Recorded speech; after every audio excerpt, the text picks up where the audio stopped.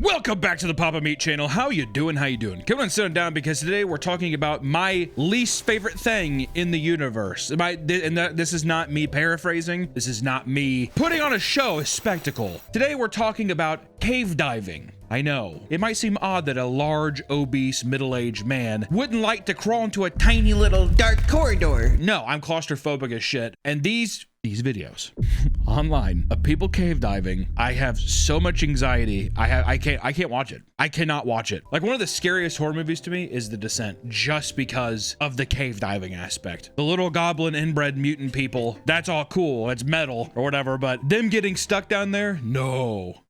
Don't like that. Adrenaline junkies have some of the most intense hobbies on the planet, whether it's skydiving, volcano boarding, which what the f is that, or train surfing, like the app. People do just about anything to chase that high, the high of that point right at death's door, and you pull back. Oh, could have died. Because of this, we've seen an increase in one particular extreme sport, which is caving or cave diving. Caves have always interested mankind, but as we move more into the modern age, we stray further and further away from our Stone Age roots, as in, that was millions of years ago. Why are we still fucking around caves? We have McDonald's. Just gonna say that again. We have McDonald's. There's no reason to be in the caves. We have indoor rock climbing now. We have indoor rock climbing. Go to the plastic fun colory rock climbing walls. Some people, however, find it exciting to find and explore various caves across the world. What deters most people, as you would expect, is the tight squeezes and isolating darkness and the inevitable death and the coffin-like sensation. I'm not gonna keep going on, but I can see where people are like, uncharted territory. No person has crawled through here. The only people that have crawled through here are snakes, rats, and ghouls. And now me, Terry. I'm one with the ghouls and the snakes. Cool, dude. You're awesome, Terry. Thousands of people partake in this hobby, but some people never come out. So grab some spare batteries and knee pads as we unearth the dark, dangerous world of cave diving. I think I'm stuck. I'm stuck. You're good. You're good. Stop.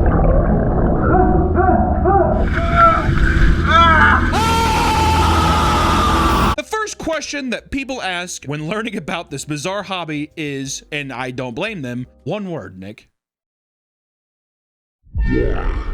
Why on God's green earth would you do that? And the obvious answer is that it's the adrenaline rush. It's the near-death experience. It's about conquering something that has not been conquered, yada, yada, yada. But many cavers have a long list of reasons as why it appeals to them specifically. Some say that it's a good way to work out the body. We have gyms! There's a trail, a beautiful trail, walk on that! While others claim that the intense risks and challenges build strong bonds with other like-minded people, aka it's like being in an asylum, but in a cave. You make friends with other crazy people. You're making a lot of sense, Terry. Ghouls and snakes. That's what we are. And they're all like, and they crawl into a hole. I don't get it, Nick. I don't get it. Certain hobbyists say they do it for the thrill of exploration and being the first to see what lies beneath the Earth's surface. One cave diver explains, and I quote, "You see a tiny hole big enough for your body to fit through, and you wonder what's on the other side."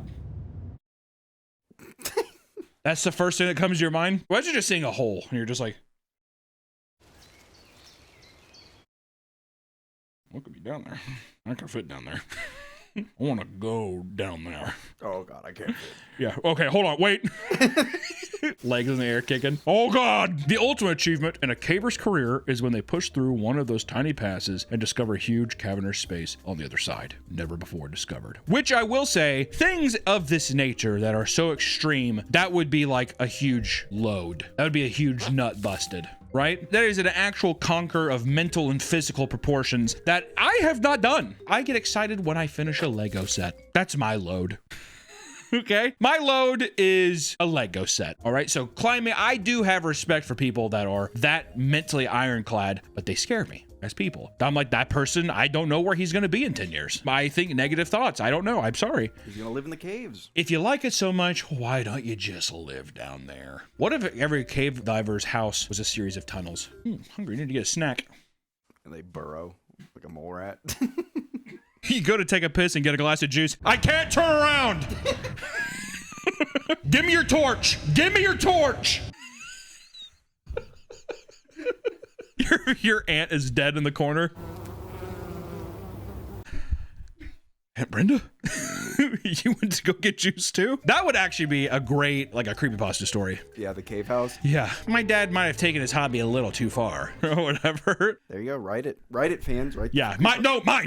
I gotta write it. The most insane part is that some people do it simply to test their mental fortitude, as the closed spaces and darkness truly test the mind's limits. One cave diver named Jacob Sanders told of how he was once stuck in a deep crevice on his belly inside a cave. He said that he had to strip down to his underwear just to fit through the tunnel. Not only that, but he had to use just his toes to inch himself along. The entire time, his back was getting shredded by the rocky ceiling. And once he got through, however, he claimed that it was an amazing experience. You basically just went through a giant cheese grater. Your back is torn to smithereens. You got piss in your underwear. And you're standing there, shoes untied. That was awesome.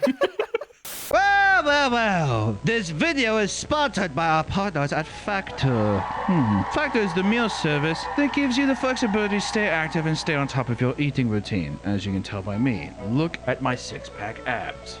If you're looking to hit your nutrition goals and eat balanced, high-quality meals, look no further than Factor. Eating right is important, but some days it can be a chore. And thankfully, Factor makes it easier than ever. Factor powers your day sun up to sundown with nutritious breakfasts, on-the-go lunches, and premium dinners. And guilt-free snacks and desserts. Choose from over 100 different menu options each week, now featuring 20 new ready-to-eat salads and grain bowls inspired by Sakara.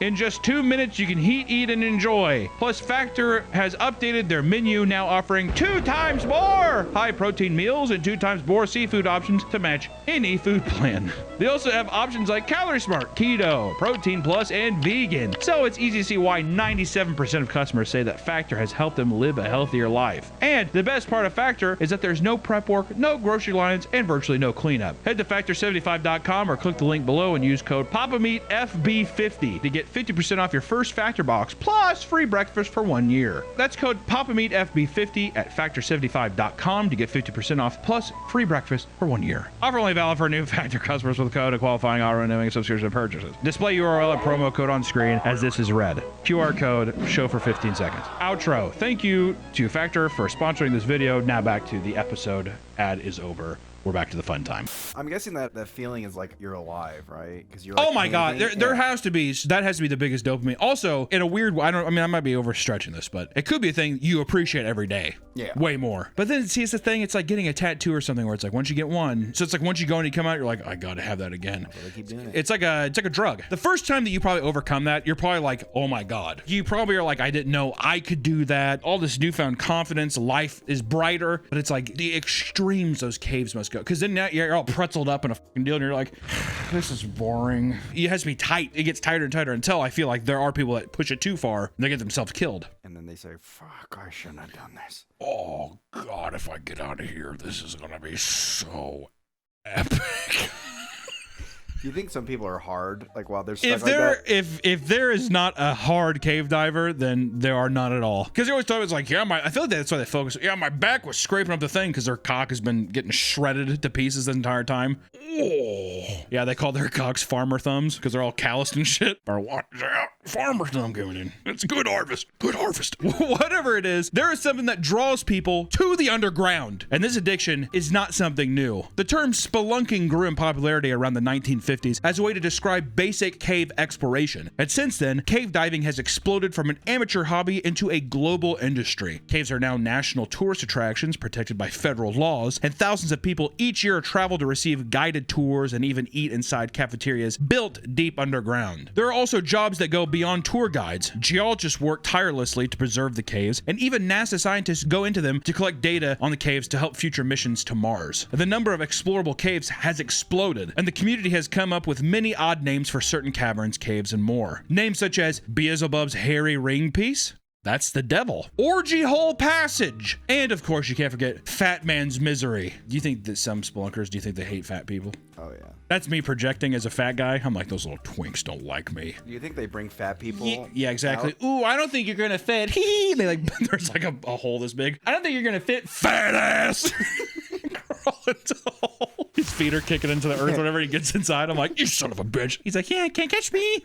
Burrows into the earth. You know what's also f***ed up with caves too? We have some of these in Alaska where I live. There's like storage facilities, entire storage for like cold storage and that stuff. And they burrow underground and make like caverns. But it's like a thing where the deeper you go, the colder it gets, I think. Data centers too. So people put tons of servers in those too. I always thought that was kind of interesting and creepy because there's like ring lights down there. But I'm like, imagine that goes out. Now you're just kind of stuck underground.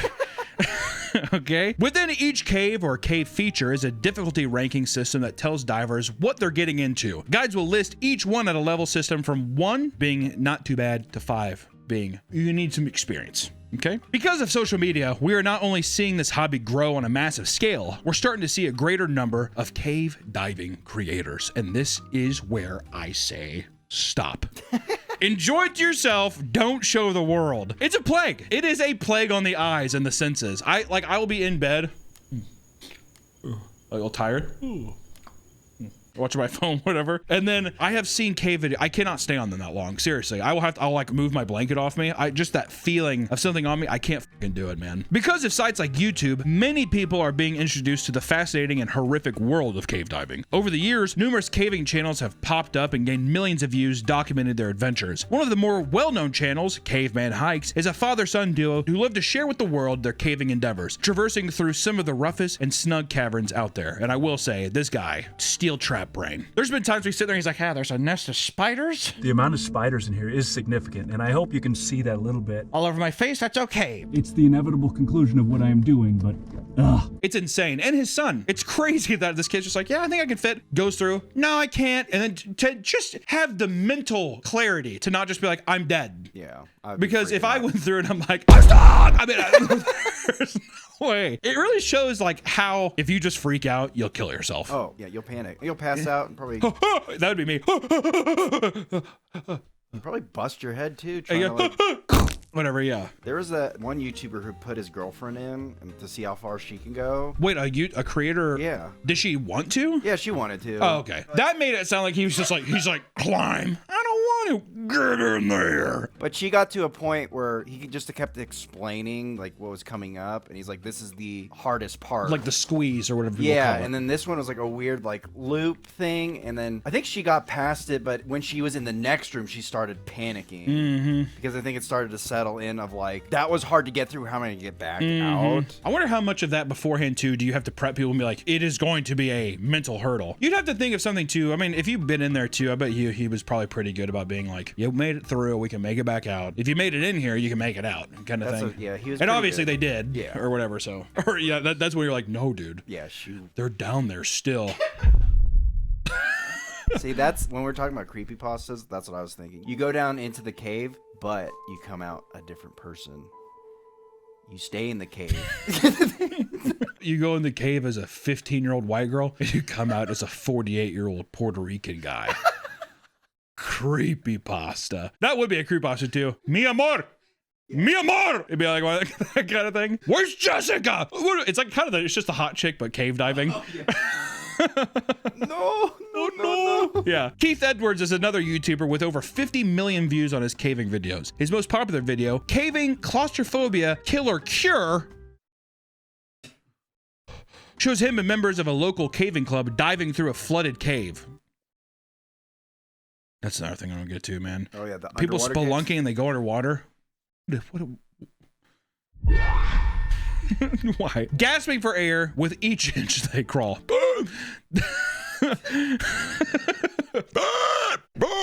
That was awesome. His channel doesn't solely focus on caving. Strangely enough, his other massively popular videos revolve around elaborate short films about Thomas the Tank Engine. He's got two hobbies: caving and trains. Which I just want to say, that is so sick. I love the idea of just being like, I'm gonna go basically die, and then come back, and you're just like, Thomas, yes, chew, fucking chew. Have you seen the clip of the guy who missed the air pocket when they were doing underwater caving? Oh no. He started freaking, and then he like almost drowned the other guy. oh, he just bailed.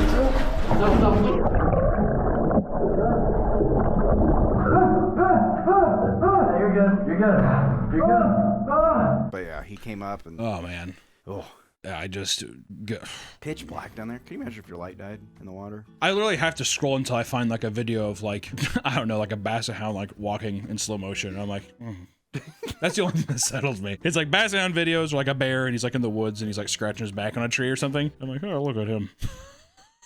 Or a big turtle eating a piece of cabbage. That gets me too. Love that. See, I'm already okay now.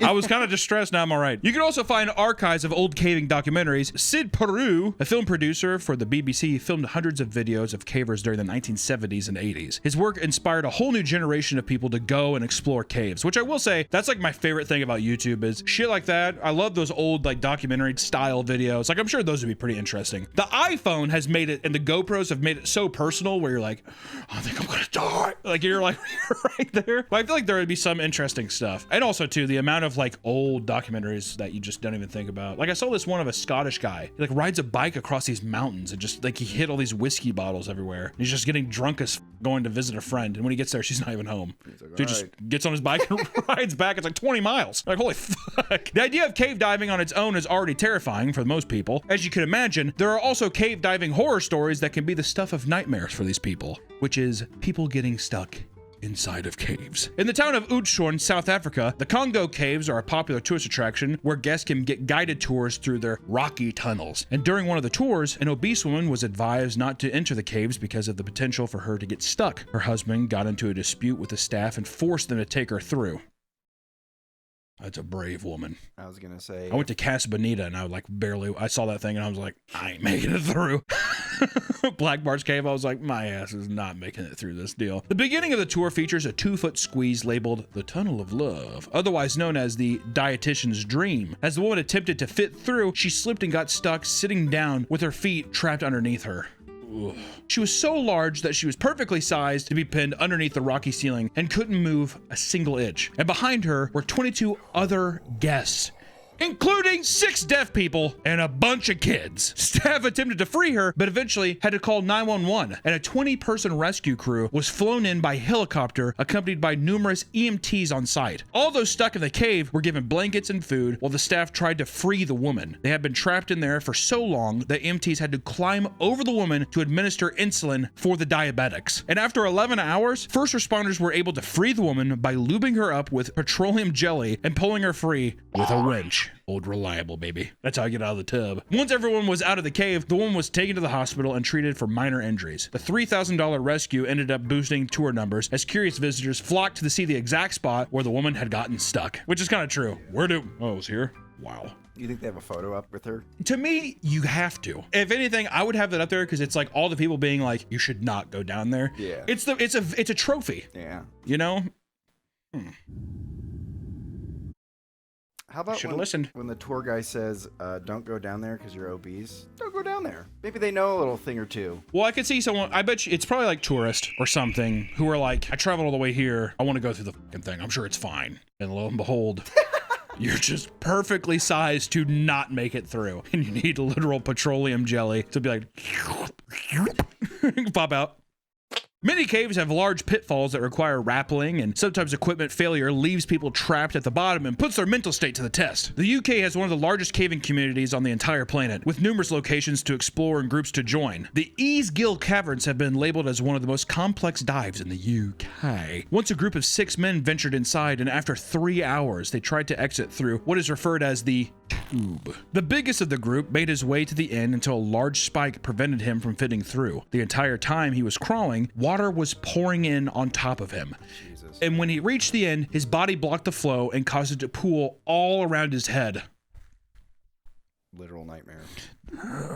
I'm gonna die. After panicking, his friends behind him made a human chain and pulled him back through the tube, and it took another 4 hours to exit as they took all kinds of alternate routes. God, dude, 7 hours? Also, I want to say, good friends. Yeah. Those are fucking smart dudes where it's like, how do they preserve energy and battery packs so long? I'm sure people bring a shit ton of stuff, but still, good to be prepared. A lot of dumb people would crawl and be like, oh, we'll be in and out there in no time. And then your flashlight dies. I mean, imagine actually sitting there in the dark and you have nothing. I mean, like, what? Do you just sit You're there? dead. You're dead. Do you sit there or do you try to climb? Yeah. I'm on the verge of a panic attack. If your shit dies, you better know which way like is the exit. How would you know what is up, what is down? You know, in these caves, you have to go down to go back up, or so, like something crazy. You would be so fucked. If a guy was like in pitch black and he was able to make it out, that is insane, and that is like a thing where I'd be like, God is real. I would just be praying to God that I die peacefully. I would say, yeah, God, have a fucking snake crawl through and bite my neck, so I can just be like, oh man. Or the ghouls take me and raise me. Let the ghouls have my skin, God. At least let the ghouls prevail. Crawling through. Oh boy. It's common sense to avoid caves during rain, yet some people still ignore the obvious risks to fuel their attraction to danger, which I'll be honest, I wouldn't have even thought of that. Okay, it's kind of cloudy. You think we should call it off? No, man, it's a cool day. It's gonna be cool down there. Yeah. And then I drowned. During monsoon season in Thailand, a coach and his 12 young soccer players entered the Tham Luang cave to perform an initiation ritual in which new team members write their names on the cave wall. The team ventured about 2.5 miles from the entrance before a flash flood began, and the cave was being filled with water, which you maybe heard of this story. The cave they entered was notorious for flooding, especially during rainy seasons. Parents began to worry as hours passed with no contact from their kids. Suspecting that something went wrong, they checked the entrances to the Tham Luang cave and saw their kids' bikes parked outside. Oh my God. Can you imagine driving up on all your kids' bikes and you see like water gushing into the cave? Ugh. Police were alerted and a rescue operation was put together. Divers struggled to make any progress because of the rising water and strong currents, despite water constantly being pumped out. Inside, the group had built a shelf to keep themselves out of the flood water, and the coach was a former monk who taught the kids breathing techniques to conserve air and keep everyone calm. Holy like a kind of a fuck up, be like, dude, why the fuck did you take them down there? But at the same time, too, a monk literally being like, let me tell you how to like center the fucking universe in yourself. To a child, mind you. You think it's easier for a child than an adult? If an adult's like, it's okay, just calm. Versus an adult would be like, we're gonna die. I feel like children would be more susceptible to be like, okay, I'll listen to you. Oh, versus an adult being like, you don't know what the fuck you're talking about, and dive into the water and do whatever. Eventually, international aid from the US and Europe arrived and began to establish guidelines in the muddy water. Progress was slow, but after 9 days, British divers located the group of 13 survivors alive and well. Over the next week, the rescue team came up with a way to extract everybody inside. A pulley system was installed in the flooded sections, allowing the boys to be placed in a bag alongside an air tank while being guided through the water. One by one, everyone was safely removed from the cave and taken to the hospital. All the boys had to have masks put over their eyes because their eyes were too sensitive to the sun from being stuck in darkness for 2 fucking weeks. Oh my God, they're stuck in the dark too. Everyone inside the cave would make a full recovery, and in total, 1 diver died while trying to deliver air and was honored for his sacrifice, which that is an actual fucking hero. Yeah. That's like some Hercules shit. That's like Greek mythology levels of hero. Put a picture up of our boy. This is a moment of silence, dude. I'm like legitimately looking up to the fucking heavens because I know like he's getting his dick sucked left and right by all kinds of like angels and stuff, and God's just like, you get party 24/7, motherfucker. And then you had Elon Musk making the was that during the Elon Musk time when he Yeah. called the guy a pedophile? What a fucking loser, dude. Jesus Christ. Entering a cave, especially alone, can be especially dangerous. Too many people get overconfident in their abilities and end up in terrifying situations. Thankfully, there are dedicated teams that specialize in cave rescue that save hundreds of people every year. Unfortunately, not everyone can be so lucky. Yeah, I mean, that would be devastating too. Being your job, having to go in and save people, all those lives, and how many times do you go on and like, or the inevitability that you can't save somebody. I mean, how would you live with that? Well, you would blame yourself. You would blame yourself. Yeah. Like, that's not fair, but I'm just saying, like, that's insane. Many cave expeditions can be fatal. Near BYU, there is a cave called the Cave of Death. Nice. We should go in there. The entrance for the cave is a small 4-foot tall cavern that leads to a flooded section, and the water-filled passage is only 18 inches wide, 20 inches tall, and 15 feet long.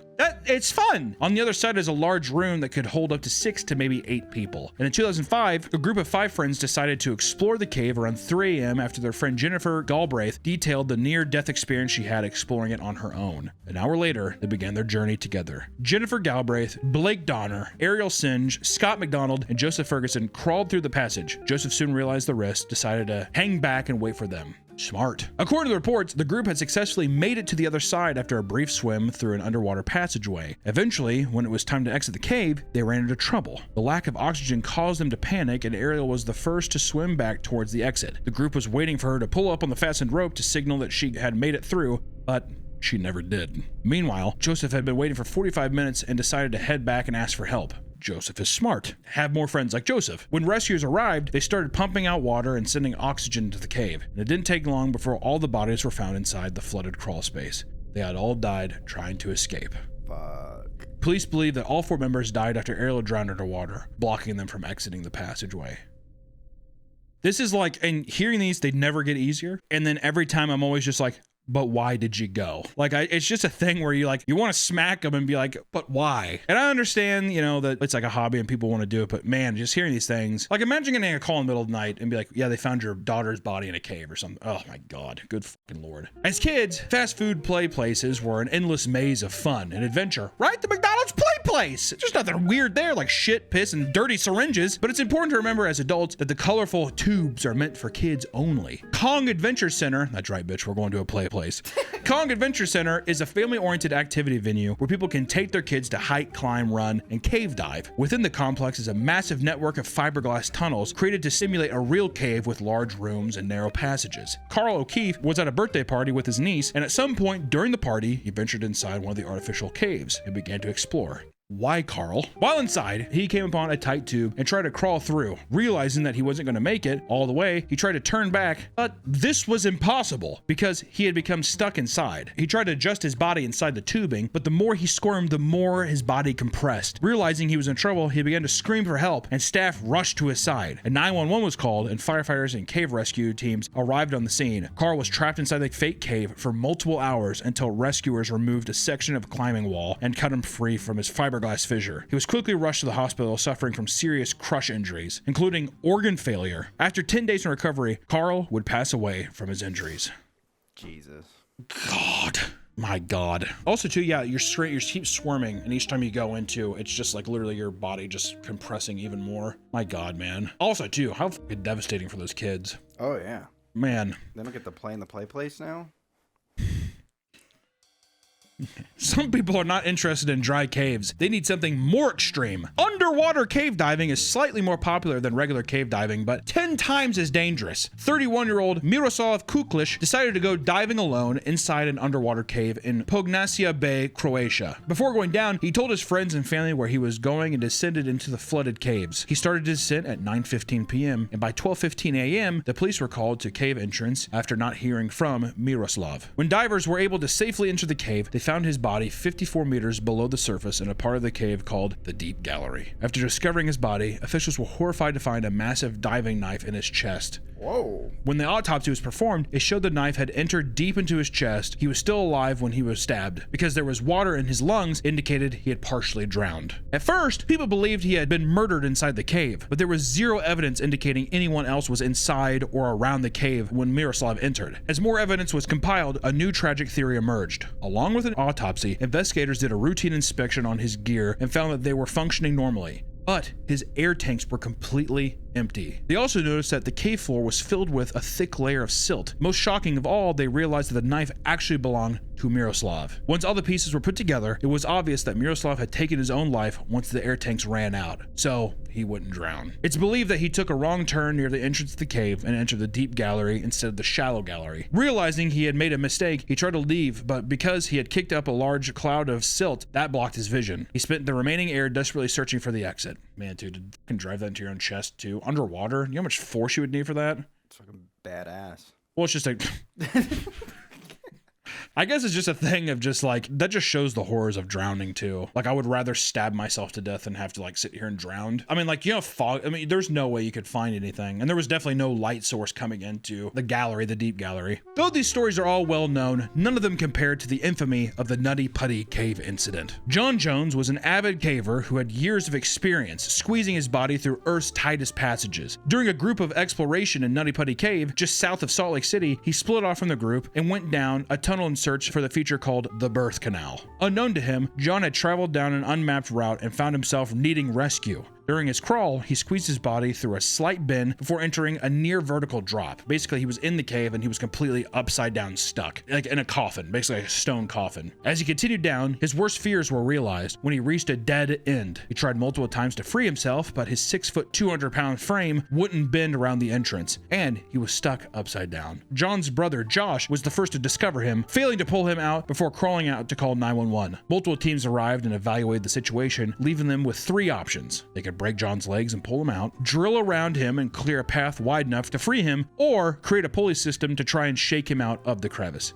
Time was limited. The longer John remained upside down, the greater his risk of complications. His heart was already struggling to circulate blood properly, and if left there too long, his organs would shut down. Breaking his legs would be a last resort, so they tried drilling around him, but the drill jammed and broke down. A pulley system was hooked up to John's feet, but as they began to pull, the equipment snapped, dropping him deeper into the hole and wedging him further in. For 28 hours, he was fed water and sandwiches while hanging upside down, as rescuers worked tirelessly to save him. But sadly, John's lungs and heart began to fill with fluid, causing his vital signs to slow and eventually stop. Even after his death, rescue teams continued searching for a way to extract his body. After a week of failed recovery attempts, the cave was sealed with concrete to become his final resting place and basically just prevent people from going in and seeing his body. And there's just no way to drag him out. It's a fucking horrifying tale, man. Listen, if you want to feel a rush of adrenaline, there are plenty of options you can do other than caving. Like I said, finishing a Lego set. Legos? You'd be surprised the adrenaline you get. Exploring caves and crawling in the dark might sound fun, but it's a very easy way to find yourself in a life-threatening situation. So, if you're going to participate in this, bring a buddy and do your research, all right? Safe tunneling, my friends. We will see you in the next one. Bye-bye.